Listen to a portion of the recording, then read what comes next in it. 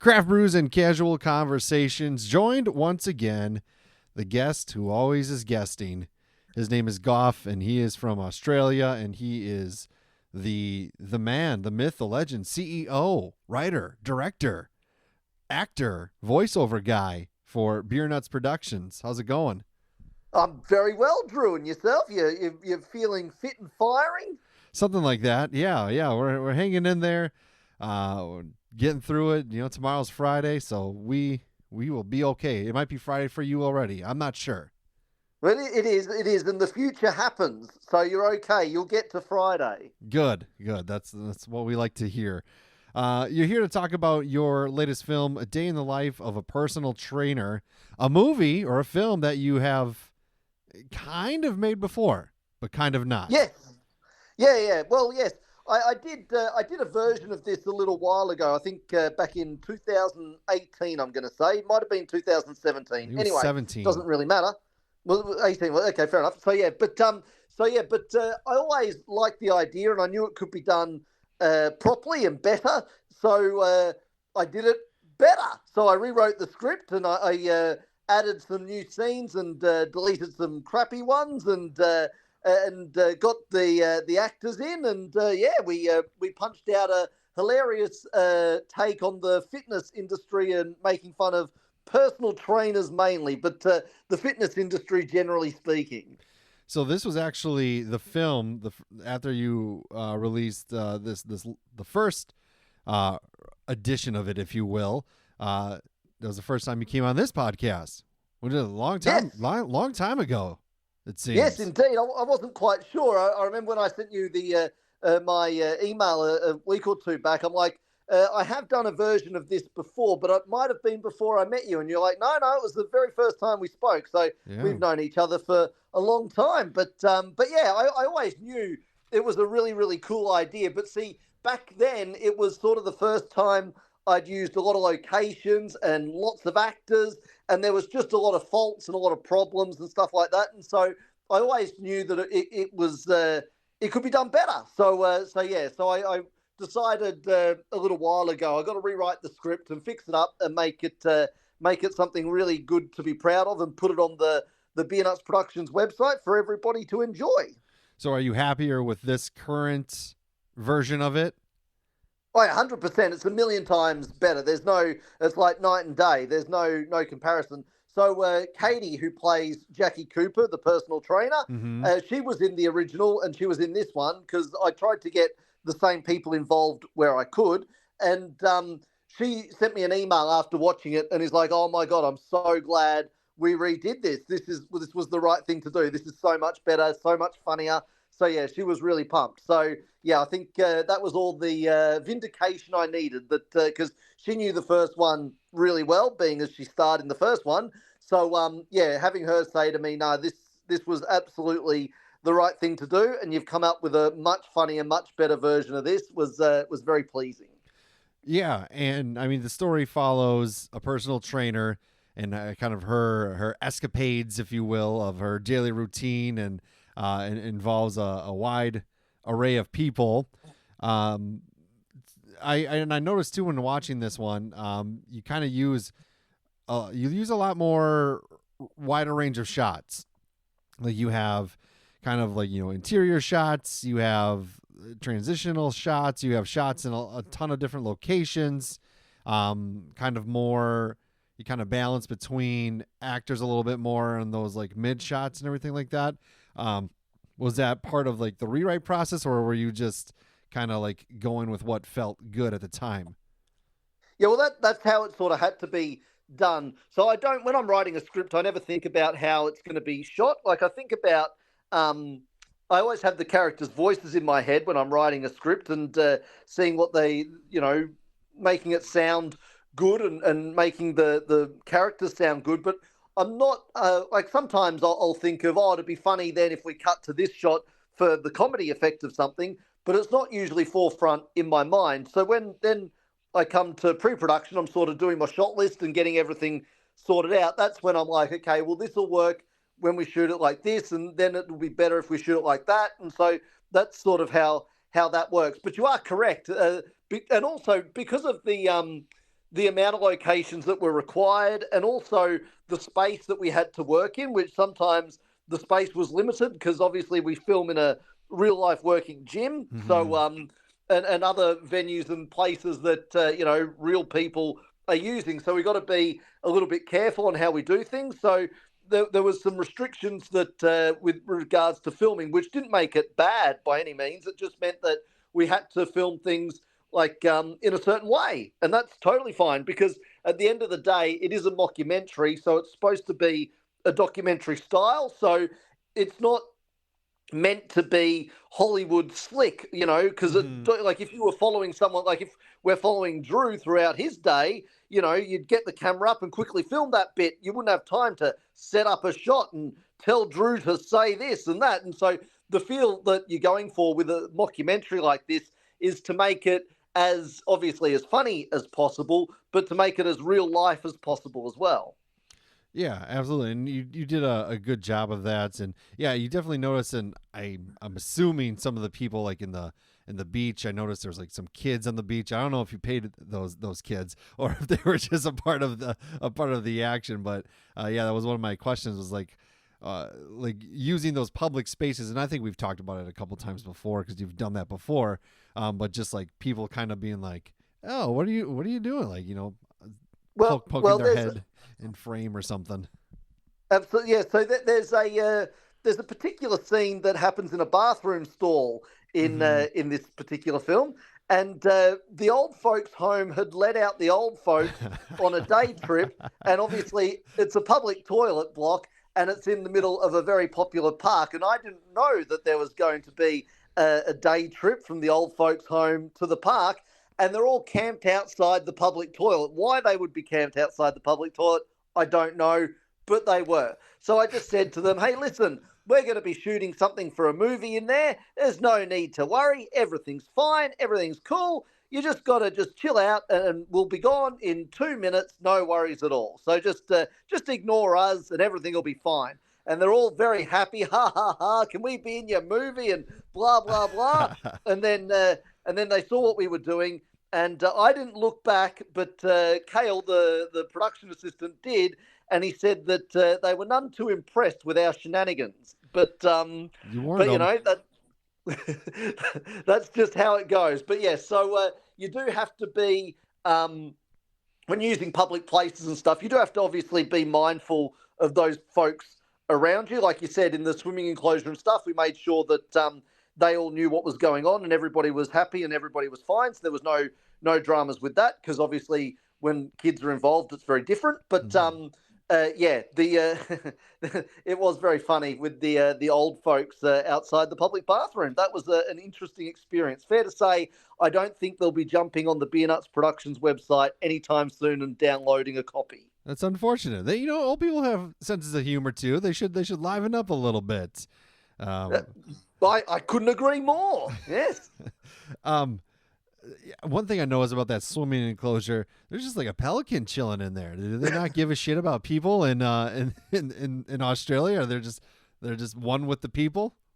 Yeah. Well, yeah, because people feed the birds, man. So they Oh just sure. because it's a huge that parklands that we filmed at is a big parklands. Like I reckon it's probably about it'd be almost a mile long. So it's a Mm. long, big parklands, and it goes on to the Broadwater as you saw, and there's about a 60-meter long swimming enclosure. So about yeah, a little bit longer than an Olympic-sized swimming pool, which is where we were filming in the swimming enclosure part. But yeah, so it's a really cool public area there, and it's usually very quiet. Usually, but I did not realize that it was school holidays when we were Oh. filming. That was another thing I did not realize.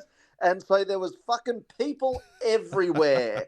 So everyone's like, Gough, really? I'm like, well, I don't have kids, man. I don't know when school holidays are and aren't, because Right. usually during the week, the park's very quiet, weekends, forget about it. There's birthday parties and picnics and barbecues and all sorts of things, even in the middle of winter because of our climate. Like I say, we're like Florida, so even in winter, people are out and about. So weekends, forget about it. But during the week, it's usually pretty quiet. But not on school holidays, it would seem. So yes. And as for the pelicans, yeah, they just stick around because they get free food. And let's be honest, if I got free food, I'd stick around as well. Yeah, absolutely. I love pelicans. We get them in Wisconsin.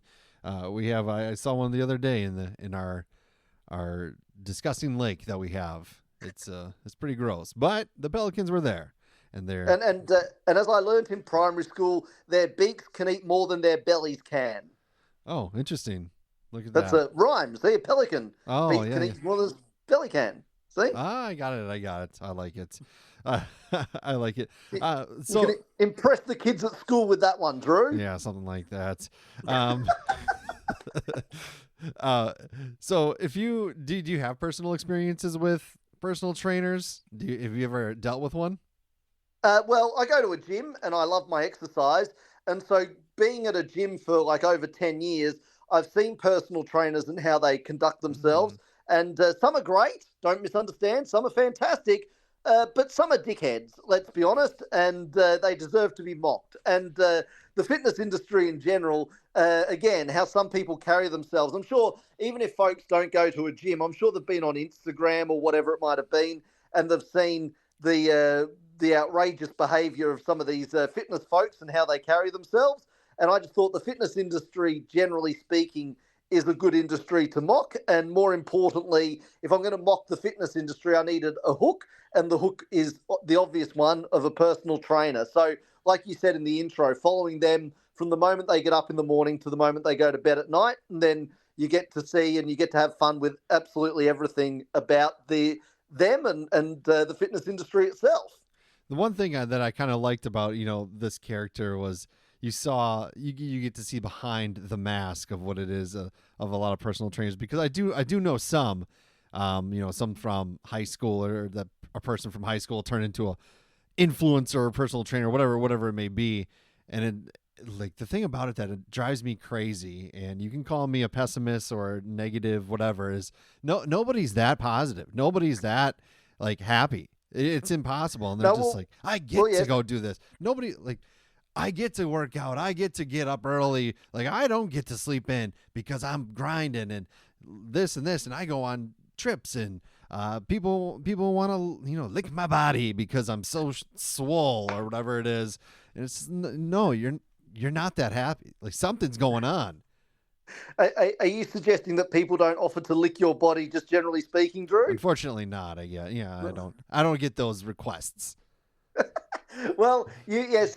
So what as you saw in the film, Jackie does have some stimulants to help keep Yeah. her awake and alert at all times of the day and night. And yeah, because actually, there's a personal trainer that used to work at my gym, and uh, to be quite honest, I did base Jackie a lot on this woman because she was intense. She was a very attractive woman, very attractive indeed, but she was scary. Like, she was intense and scary. And I swore to God, she would have done 10 lines of coke before she stepped in the gym because she was so intense. But oddly enough, it seemed like I couldn't get enough. I was like, I need to be around this woman every minute of the day because she intrigues me. But so yeah, she left the gym a long time ago now. But yeah, I always thought I got to include her personality because she's just one out of the box. So yeah, Jackie Cooper is very loosely based on this woman that used to work at my gym. 100%. It's quite funny actually. So yes, You got to send her to the film and see if she can relate. I think.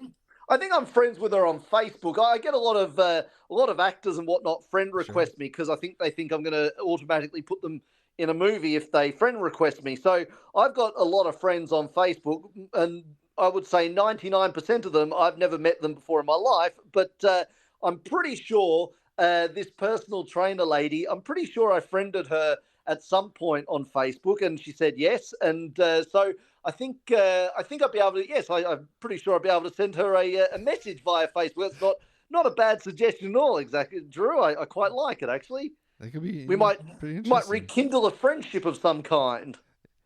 Exactly. So, how long did it? I guess like with this rewrite, when did you? How long from 7 years ago is when it came out, the first one. When did you start rewriting it, and when did you like just did you start rewriting it right away, and then kind of put it on the shelf, or is it something you've just been thinking about for a while, and then you finally executed it? Yeah, when I released it, obviously I was happy with the original version. Otherwise, I would never have released it.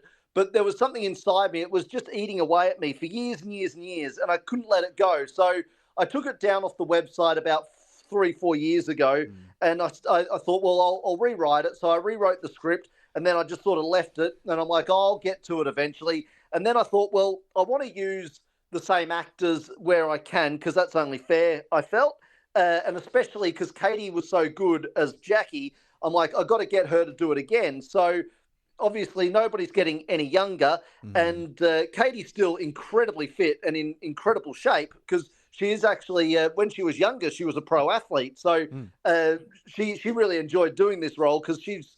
I'm assuming she's had coaches and whatnot speak to her like Jackie speaks to Sure. people. So I think she enjoyed it also for that reason. But I thought I'm going to just have to bite the bullet and do it now because otherwise there's going to be a situation where Katie won't be able to do it, and I don't want that. So I just have to do it now. So yeah, that was at the beginning of the year. I thought, right, well, I'm going to redo this film. I'm going to do it properly, and I'm going to do it now. So yeah, I'd rewritten the script a few years back, but yeah, it wasn't until sort of Christmas time when I made the decision. Nah, we gotta do this because the idea to me is so funny that I didn't want to let it go either because it just it tickles me. So I just needed to get it out of my system.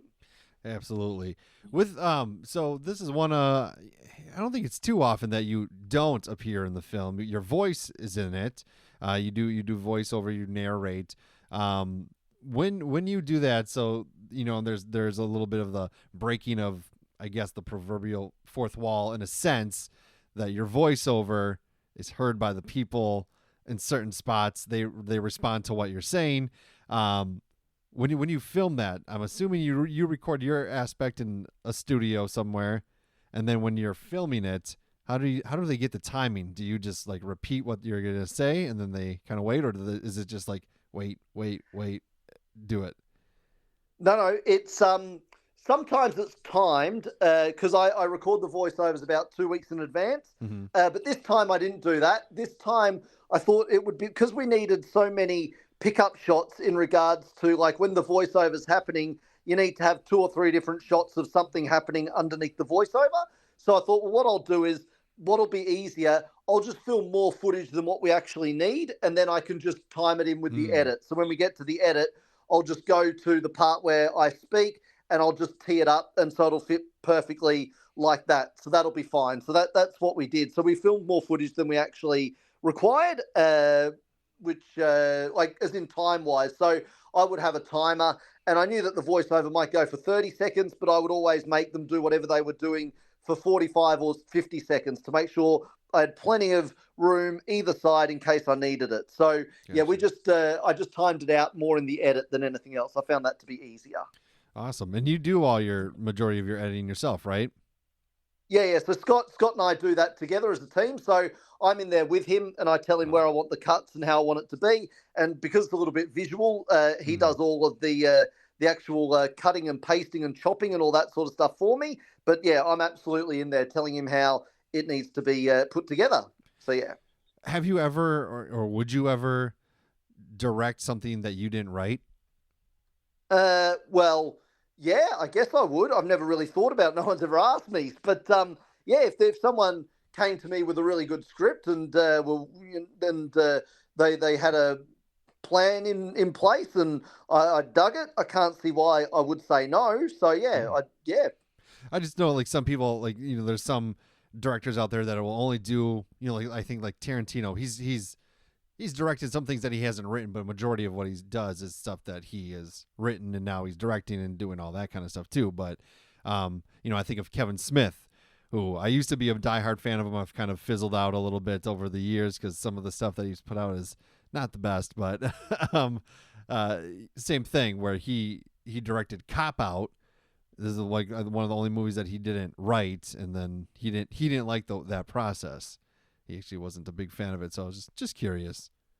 Well, yeah, it would always depend on a lot of things. Like, I mean, you would need to, obviously, the writer and you would need to be on the same page in regards to the material. Because being a writer myself, I would hate someone to get one of my scripts and like rip it to shreds and ruin it. That would be awful. So I would need to be very mindful of that and make sure that the writer is on board with what I'm doing and that I understand clearly what they want. But yeah, I've never been asked, but I can't see a reason.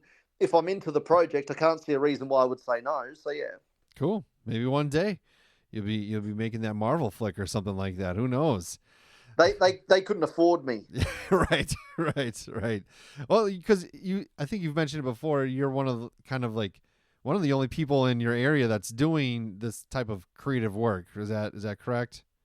Yeah, well, as far as I know, I don't know that there's anybody else that makes because the way I've set up my company is quite unique in that, like, people, it's like I describe it to people like an independent Netflix. You know, people Sure. go to the Beernuts Productions website and they download what they want to watch. You know, a lot like you do with Netflix and streaming services.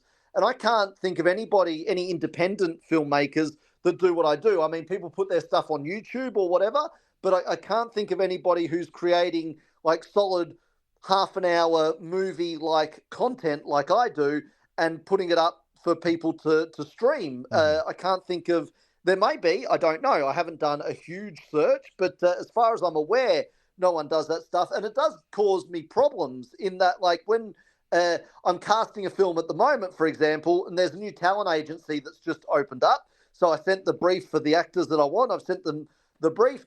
And they were very confused. They're like, yeah, but what's the final thing with this film? Are you putting it in festivals? Or I'm like, no. It goes up on the website and people download it.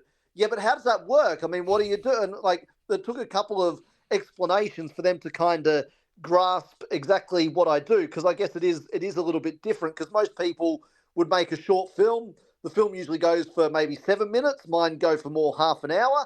And then they'd put that 7-minute film into like a film festival or something like that. And but I do none of those things. I just I just play by my own rules. I'm a rebel, Drew. I'm a rebel. Hell yeah, you got to do that sometimes.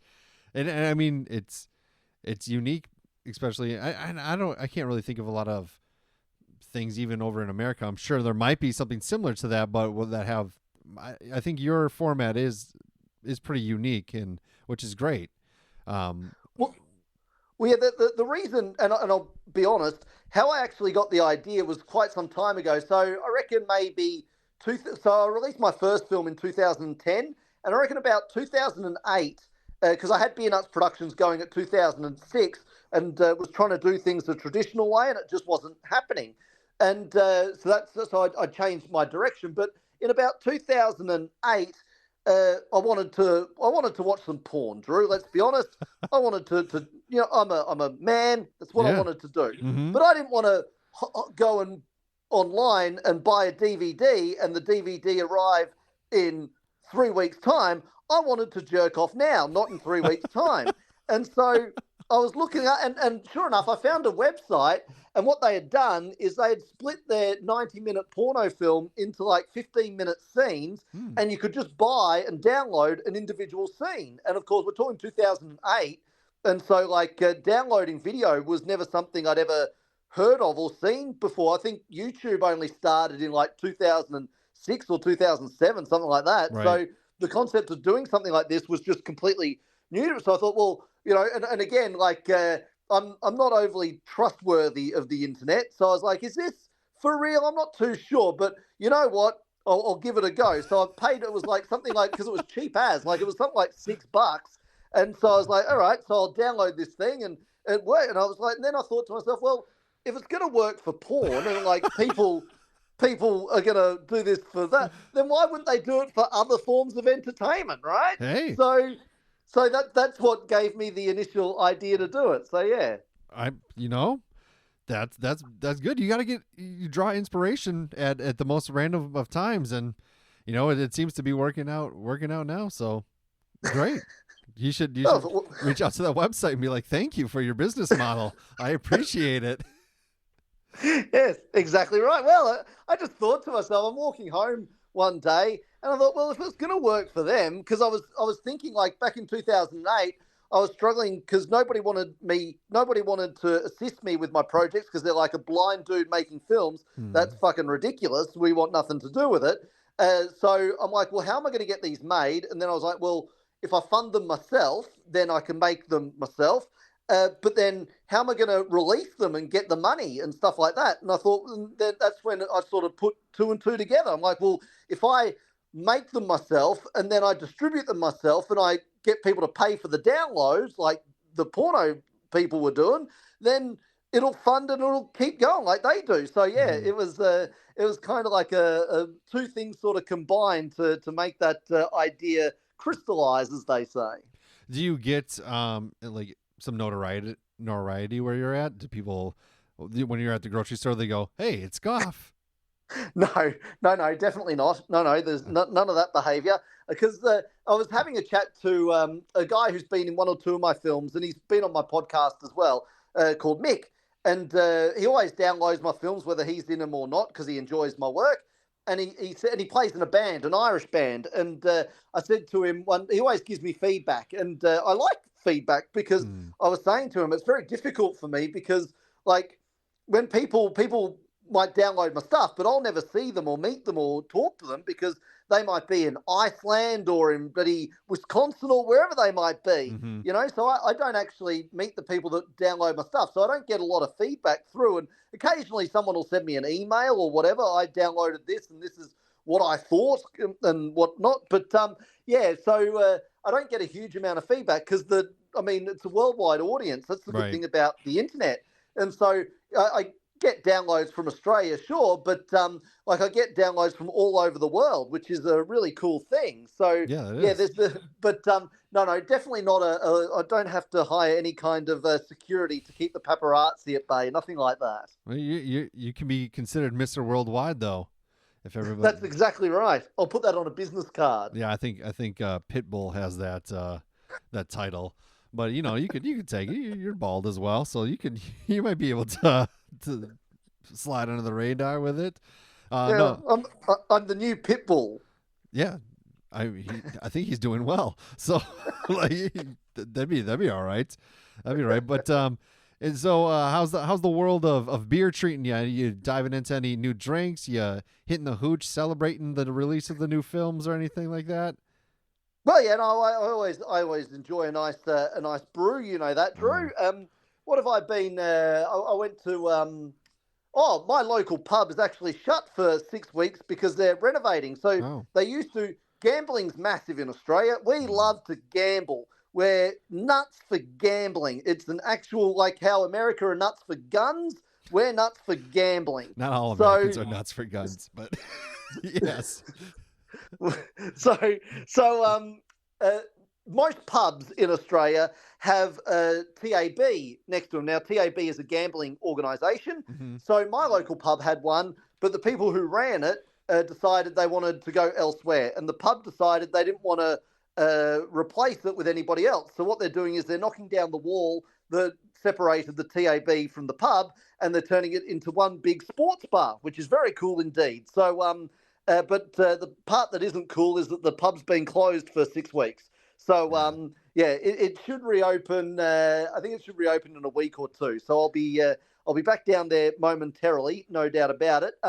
I did go to my favourite Irish bar and have a couple of whiskies and a couple of pints, but no, nothing. There's been no exotic craft brews or anything like that. It's been all very generic and Mhm. stock standard. What about you, Drew? Have you been thinking a few? I mean, I've definitely dabbled deeper into the world of bourbon, so I've been drinking more bourbon, but I'm trying to balance it out with a beer every once in a while as well. Also some water that's important. Hydration is no joke, so it's important to do that. But yeah, definitely bourbon. Been on you're on the hunt for all the allocated hard to find stuff, and then you never finds it, but then once you do, it's like, I did it. Like, and then you're searching for the next one. It's addicting almost, going to the store and like not knowing what you're gonna find. And hopefully you hope today's your day, and sometimes it is, and normally it's not. But there's still plenty of cheap stuff that tastes good as well. So it's a win-win. Well, speaking of cheap bourbon, when I was a young man, the local bottle stores would do wood. I don't know. Have you ever heard of Woodstock bourbon? But Mm-mm. no, it's crap. So it's really cheap really crappy bourbon. And in Australia, you can buy, I'm not too sure if you can buy it in America, I'm sure you can, where you can have pre-mixed drinks in cans, like rum and cokes in Yeah. cans, or dry and ginger in cans, all that sort of stuff in cans. So they used to do tall cans, so 500 ml cans, half a litre, of Woodstock and cola, which tasted like, oh, it was like petrol. It was awful, but it was like $2 a can. And so for when you're 18, 19, you just go to the bottle shop and you'd buy, and that was the funny part. It would be 5 packs, not 6 packs. It's the Oh, only thing I've ever known be sold in a 5 pack, not a 6 pack. But in any case, so you would buy a 5 pack of Woodstock bourbon and cola for $10, and you'd down them, and then you'd go out for the night wherever you're going. But oh, geez, they tasted awful. They were the worst. Just terrible. The first one was a struggle to get down. It tasted that bad, but then you were okay after that. You could slam the others okay. But not that we encourage binge drinking. That has to be pointed out. We don't encourage that kind of tomfoolery at all. But right. when you're a young person, those things tend to happen, and I'm no different. And yes, those Woodstock and colas were just revoltingly bad. They were so. And when I was in the UK, they had a drink. Oh man, speaking of terrible booze, they had a drink called White Lightning, and you used to buy it in a 2 litre, like a plastic bottle, like a Dr Pepper or a Hmm. Coke bottle. Like you'd go to the grocery store and buy a big 2 litre thing of Dr Pepper. Well, this was it was it's the only booze I've ever known that's come in like a plastic bottle, like a Dr Pepper or a Coca Cola, and it was they'd advertise it like cider, but it didn't taste nothing like cider. It was just, it was called White Lightning, and it used to burn going down. Ew. But again, it was like, it was something like 25% proof or something outrageous like that. So, Mm. yeah, the cheap, nasty booze when you're young, but not anymore. I haven't got the stomach for that sort of crap anymore. It's No. got to be.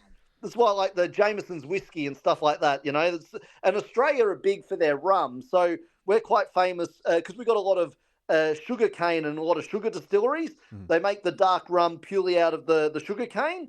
And so, especially where I live in Queensland, because of the tropical climate, they've got a couple of big rum distilleries near where I live. And so, yeah, we're big on rum, more than bourbon. As far as the dark spirit goes, I know you can buy your Bacardi, which is a white rum, but the dark rum is what we're famous for. With the not so much I don't know that we brew a lot of bourbon in Australia, but yeah, we're big on our rum over here when it comes to brewing a spirit. Awesome.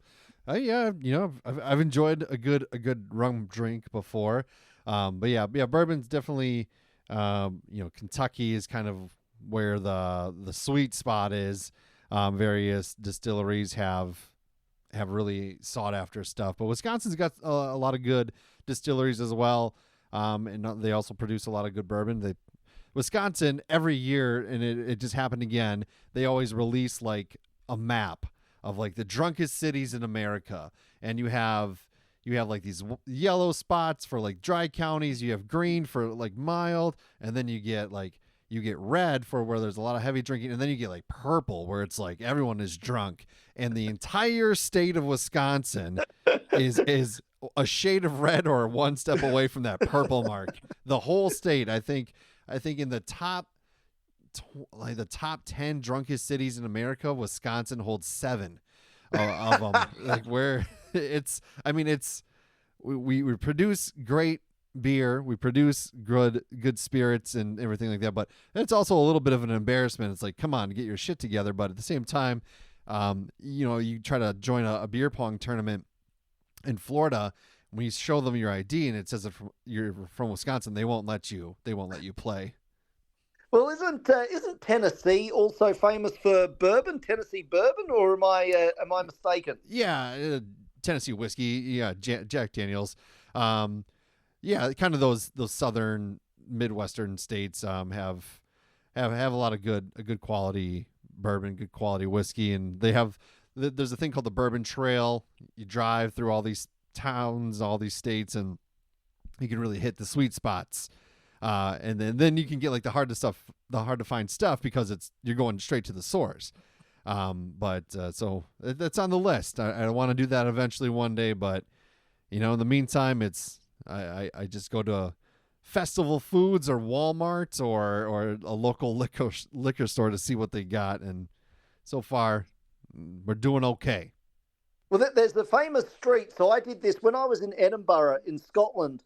I was a big fan of Billy Connolly, the comedian, and in one of his many stand-up records that you can listen to, he talks about there's a street in Edinburgh called Rose Street, and when you walk down Rose Street, there's pubs on either side of the street, and the Mm. challenge is to have a pint in each pub, and then and he said, which I love this phrase so much. He said, "Until you see the pavement pizza," which is obviously the All right. vomiting, and he said that's when you go home. And so you see how many pubs you can get to having a pint in each pub before the pavement pizza comes up. But that was so when I was in Edinburgh, I absolutely did that. But to your point with the whiskey trail and the bourbon trail and stuff, that'd be a super fun thing to do for a holiday. That'd be a really cool Yeah. thing to do. Yeah. It's on the list, but I mean, in the meantime, Wisconsin, we have endless breweries. We have, you said your one of your spots is down for renovation. I just go across the street then, or there's 12 more bars right next door, and it's every corner there's a bar, and it's just you know, it's a beautiful thing, but also, yeah, So so cheese and booze, it's an odd yeah, combination. cheese and booze, baby, deep fried cheese. Those the cheese curds. Oh, they wash down well with the beer. They are delicious. So When you go, this is a genuine question because I don't know. I've never been to Wisconsin. I've been around America, but I've never been to Wisconsin. When you go to a bar in Wisconsin, like just your run of the mill bar, mhm. when you get you order a pint or whatever, is on the when if they serve food on the menu, is those like deep fried cheese and all that sort of stuff? Is that like in the starters? And a lot of people are getting that. Like when you are at the bar, is it all of that sort of stuff that you can eat along with your beer? Is that how it sort of works? Yeah, so like cheese curds, French fries, all that kind of stuff. Those will be your appetizers or your starters. A side as well. A lot of times you can, there's fast food restaurants where you can say, instead of fries, give me cheese curds. So then you get Wow. your burger and then you get the cheese curds with it. Great combination. It's good, and every place's cheese curds are a little bit different. You can get kind of the crunchy one. You can get a real soggy one, but they're all delicious. They all make you shit your brains out, and but they taste good going down. And yes, they definitely pair well with a nice frosty brew. But I mean, most of the stuff around here, it's all sports bars. It's just kind of your regular pub food. They'll throw some fancy burgers here and there on there, or I love me a good Reuben, so I kind of go to those places that have the Reubens. But yeah, good eating. It's not good for you, but it tastes good. That's for sure. Well, that was one of the things when I was in America was I mean I love the Philly cheesesteak. I mean I Yeah. could have them all day long. They're delicious. Though I was asking a fellow one day who was from Philly, and I'm like, should you have chilies on it or not? Because I would always order them with no chili. And he's like, oh, he said it's a personal preference kind of thing, but he wasn't game to say whether there should or shouldn't, like traditionally there should be chili on there or not. But I'm no. But I do know when I was in New York, there was a deli near where I was staying, and so I've had a few good Reubens at the New Oh York yeah. deli, which is the best place to get them because I think that's where they were invented is New York deli. So yeah, they are delicious. A good Reuben is Yeah. yum. Yeah, they are amazing. Even the turkey Reubens are good. I love it all. Unfortunately, it'll make you morbidly obese, but it does Well, taste good. but that's why we need to see Jackie Cooper, the personal trainer, on the Beernuts Productions film. Absolutely. And where could they watch at? Where can they get a hold of all other Beer Nuts projects? You like how I did that, Drew? You like how I switched it back around? I'm full Beautiful. circle, mate. Hey, but yes, to answer your question, beernutsproductions.com is the one-stop shop. So that was our 32nd film. So yeah, people can download all the films. There's audio downloads, there's podcasts, there's a couple of fun little ebooks.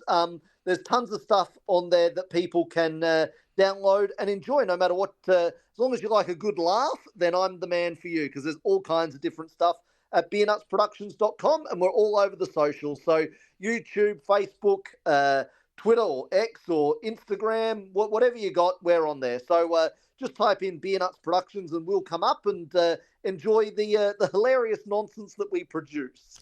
Absolutely, man. And I appreciate you coming on. Appreciate you rescheduling after the technical difficulties and all that other jazz last week. So glad to have you back, and we look forward to talking to you again. Absolutely. Thank you, Drew. I always appreciate your time.